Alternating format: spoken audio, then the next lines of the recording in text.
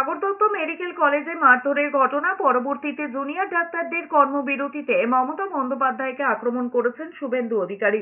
রাজ্যের বিরোধী দলনেতা বলেছেন মমতা বন্দ্যোপাধ্যায় সমস্যার মূল কারণ। তার কথায় মমতা বন্দ্যোপাধ্যায় যতক্ষণ মুখ্যমন্ত্রী থাকবেন ততক্ষণ এসব চলবে।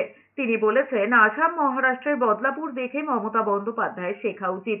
এখানে ধর্ষকদের প্রোটেকশন দেওয়া হয়, পুলিশ ডাক্তার ধর্ষক একসঙ্গে জেলে আছে, এটা রাজ্যের লজ্জার। মমতা ব্যানার্জি হচ্ছে সমস্যার মূল কারণ। মমতা ব্যানার্জি যতক্ষণ মুখ্যমন্ত্রী থাকবে ততক্ষণ এটা হবে। আপনার মহারাষ্ট্রের বদলাপুরে একেবারে রাম নাম সত্য হয় করে দিয়েছে ধর্ষককে। আপনার আসামে জল খেতে খেতে রাম নাম, আর এখানে ধর্ষকদের প্রোটেকশন দেয় মমতা ব্যানার্জি। এবং লজ্জার পুলিশ ডাক্তার ধর্ষক তিনজন একসঙ্গে জেলে।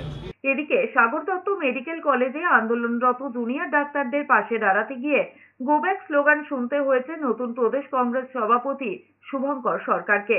জুনিয়র ডাক্তাররা স্পষ্ট বলেছেন তারা তাদের আন্দোলনে কোনো রং লাগাতে চান না। যদিও শুভঙ্কর সরকার জানিয়েছেন তিনি রাজনীতি করতে আসেননি। হাসপাতালে অব্যবস্থার জন্য মুখ্যমন্ত্রী স্বাস্থ্যমন্ত্রীর পদত্যাগের দাবি তুলেছেন শুভঙ্কর সরকার। কাছে আমরা শুধু এসেছি, আমরা যাচ্ছিলাম এক জায়গায়। আপনারা এখানে যে আন্দোলন করছেন, আপনাদের আন্দোলনের কারণে বাংলার স্বাস্থ্যক্ষেত্রের কালো দিকটা মানুষ দেখতে পেয়েছে। আমরা চাই আপনারা আন্দোলন করুন আপনাদের এবং আপনাদের আন্দোলন সার্থক হোক।